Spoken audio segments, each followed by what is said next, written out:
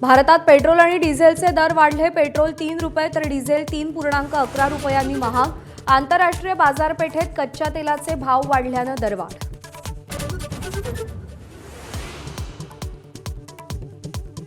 देशात महागाई गेल्या 3.5 वर्षातील उच्चांकावर। दूध आणि सीएनजीच्या किमतीमध्ये प्रत्येकी 2 रुपयांची वाढ, तर कांदा आणि साखरेमुळे शेतकरी मेटाकुटीला।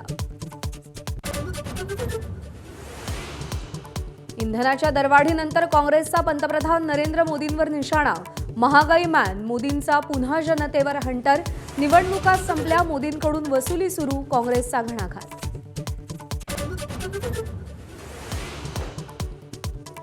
मुंबईवर पाणी कपातीचं संकट, आजपासून 10% कपात। जलाशयातला साठा घटला, काटकसरीनं पाणी वापरण्याचं महानगरपालिकेचं आवाहन।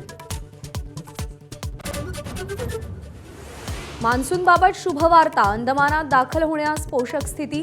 ईशान्य भारत, दक्षिणेतील काही राज्यात पुढील 4 ते 5 दिवसात जोरदार पावसाची शक्यता।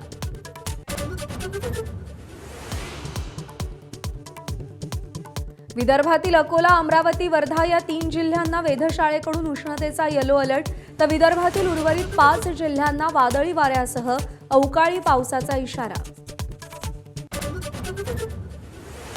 विलिनीकरणासंदर्भात शरद पवारांचं मोठं वक्तव्य। अजित पवारांच्या हयातीत चर्चा झाली, मात्र निर्णय झाला नाही, पवारांनी स्पष्ट केलं। 2029च्या बारामतीतल्या निवडणुकीबाबत बोलताना काळजी घ्या, पवारांनी कान टोचले।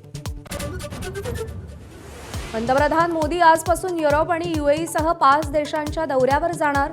जगभरातील भूराजकीय अस्थिरतेच्या पार्श्वभूमीवर आणि द्विपक्षीय संबंध अधिक मजबूत करणं हा दौऱ्याचा इशारा, हा दौऱ्याचा उद्देश।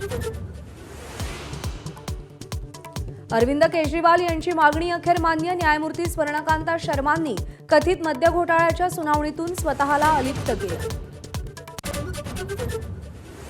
अमेरिका अदानींना निर्दोष ठरवण्याच्या तयारीत, अमेरिकेच्या माध्यम जगतातून माहिती समोर। बायडेन सरकारनं अदानी समूहावर लाचखोरीचा आरोप केला होता।